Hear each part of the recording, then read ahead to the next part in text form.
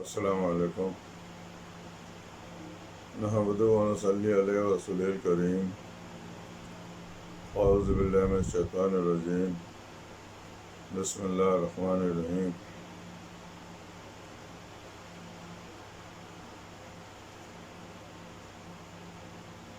رب اشرح لی صدری ویسر لی امری واحلل عقدۃ من لسانی یفقہوا قولی۔ اے اللہ میرے سینے کو کھول دے اور میرے بیان کو وسعت عطا فرما، اور میری زبان کے گرہ کو کھول دے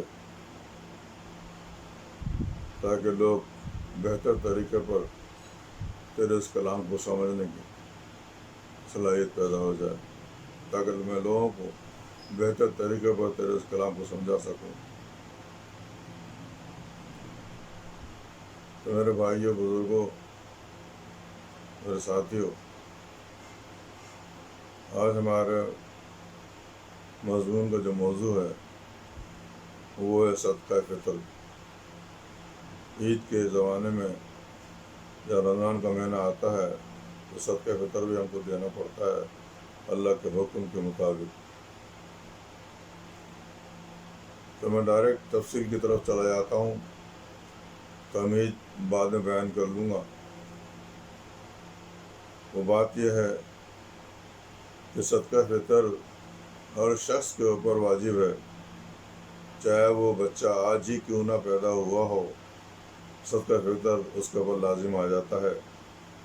اگر وہ آج کے دن صبح بھی یا دوپہر کو شام کو پیدا ہوا تو کل صبح اس کو صدقہ فطر دینا پڑے گا۔ اور صدقہ فطر کتنا ہوتا ہے؟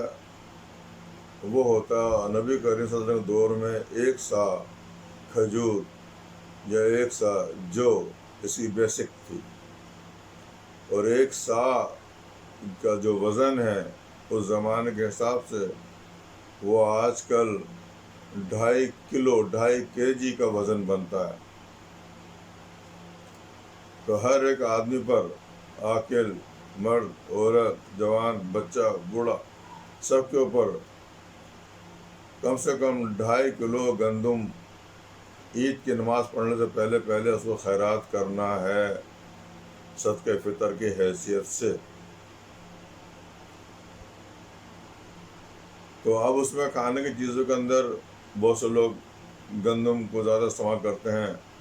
نبی کریم صلی اللہ علیہ وسلم تو جو کھاتے تھے، جو کی روٹی کھاتے تھے، تو آپ صلی اللہ علیہ وسلم 1 سا جو دیا کرتے تھے یا 1 سا کھجور بھی دے دیا کرتے تھے۔ اور بارٹر سسٹم ہوتا تھا، بارٹر سسٹم نہیں بلکہ یہ جو صدقہ فطر ہے پیسوں کی شکل میں نہیں دیا جاتا تھا۔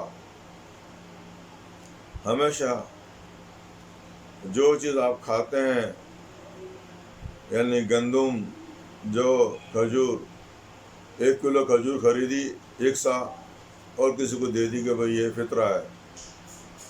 کسی نے 1 کلو جو خریدا اور جو دے دیا، کسی نے 1 کلو گندم خریدا، وہ 1 کلو نہیں، 1 سا کی بات ہو رہی ہے، اور وہ دے دیا۔ تو کبھی کسی کو پیسوں کی شکل میں نہیں دیا گیا، مگر آج معاملات کو دیکھتے ہوئے یہ پیسوں کی شکل کے اندر بھی دیا جاتا ہے۔ تو 1 سا 2.5 kg، 2 کلو اور آدھا، 2.5 kg کی قیمت ادا کرنی پڑے گی، چاہے آپ عام آٹا کھانے والے ہوں، اس کے گندم کے پیسے، آٹے کے نہیں، گندم کے، آٹے کے نہیں، یہ خیال رکھیے گا، گندم کے۔ اسی طرح جو پسا ہوا نہیں ہے، بغیر پسا ہوا جو کتنے کا ہے، اس کے 2.5 kg، یا کھجور 2.5 kg، یا کشمش 2.5 kg، یا انگور 2.5 kg، جو جس حیثیت کا مالک ہے یہ ادا کر سکتا ہے۔ اور اس کی ادائیگی عید کی نماز پڑھنے سے پہلے پہلے ہو جانی چاہیے، تاکہ لوگ غربا لوگ ان کی مالی یعنی کہ ان کے ساتھ ہمدردی ہونی چاہیے، ان کی مالی قناعت ہونی چاہیے، ان کے ساتھ مالی سپورٹ ہونی چاہیے۔ تو یہ روپیہ پیسہ جو آپ دیں گے وہ غریبوں کی عید منانے میں خرچ ہوگا۔ اس غریب کو دینا تو عید منانے کے اندر اتنا خرچ نہیں کر پا رہا جتنا آپ اپنے بیوی بچوں کے لیے کرتے ہیں۔ ان غریبوں کو ڈھونڈ ڈھونڈ کر آپ لوگ دیں گے تاکہ وہ غریب لوگ بھی اس سے فائدہ اٹھا سکیں اور عید سے پہلے دے سکیں، تاکہ وہ بھی اپنی عید سے پہلے کچھ جو پیسے ملے ہیں فطرے کے اسے شاپنگ کر لیں اپنے بچوں کے لیے، اور ان کے بچے بھی جس طرح ہمارے بچے عید منائیں گے وہ لوگ بھی عید منائیں۔ ایک مسئلہ تو یہ ہو گیا۔ دوسرا مسئلہ یہ ہے اس کا کہ یہ جو صدقہ فطر ہے ہمیشہ ہر عبادت کے بعد کوئی نہ کوئی اللہ کے راہ میں روپیہ پیسہ خیرات کرنا لازم ہے۔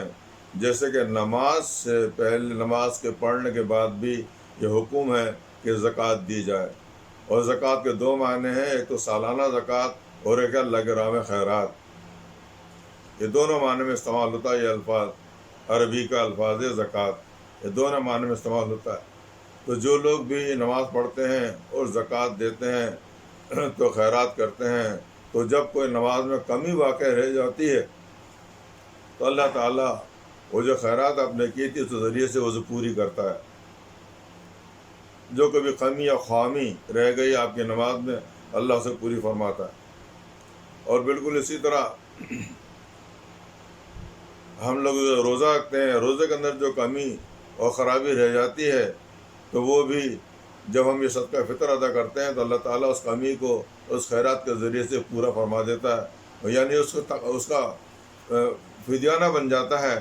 اس طرح وہ خطائیں ہماری معاف کر دی جاتی ہیں جو ہم نے روزے میں کی، زکوٰۃ دینے کے بعد وہ خطائیں معاف ہو جاتی ہیں اور وہ روزہ قبول کر لیا جاتا ہے۔ اسی طرح نماز پڑھتے ہیں، خیرات کرتے ہیں تو نماز میں کوئی کمی رہ گئی تو وہ بھی اسی طرح اللہ تعالیٰ جب کوئی خیرات کے ذریعے سے ان کو قبول کر لیتا ہے۔ پھر جو نفلیں اور سنتیں پڑھتے ہیں ان کا بھی یہی قاعدہ ہے کہ اگر فرض نمازوں میں کوئی کمی واقع رہ گئی تھی تو اس کے اندر وہ کمی آپ کو سنتوں سے پوری کر دی جاتی ہے۔ جو لوگ سنتیں نہیں پڑھتے ان کو بہت بڑا نقصان ہے کہ ان کے پاس تو موقع ہی نہیں ہے کہ فرض میں کوئی کمی رہ گئی تو کہاں سے پوری کی جائے۔ وہ نفلیں بھی نہیں پڑھتے تو ان کے پاس وہ گنجائش باقی نہیں رہتی۔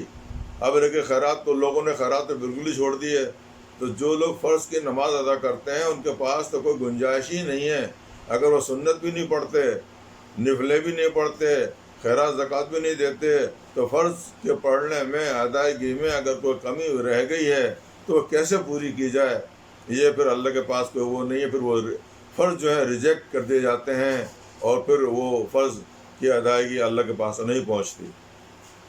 تو میرے بھائیوں کوشش کی جائے کہ فطرہ زکوٰۃ عید کی نماز سے پہلے پہلے غربا میں ڈھونڈ کر چیک کر کے تقسیم کر دیا جائے، اور 2.5 کلو ایک آدمی کا بنتا ہے، خواہ وہ بچہ آج ہی کیوں نہ پیدا ہوا ہو۔ وآخر دعوانا ان الحمدللہ رب العالمین۔ اللہ تعالیٰ ہمیں توفیق عطا فرمائے کہ ہم اپنا فطر زکوٰۃ نماز سے پہلے، عید کی نماز سے پہلے ادا کر دیں۔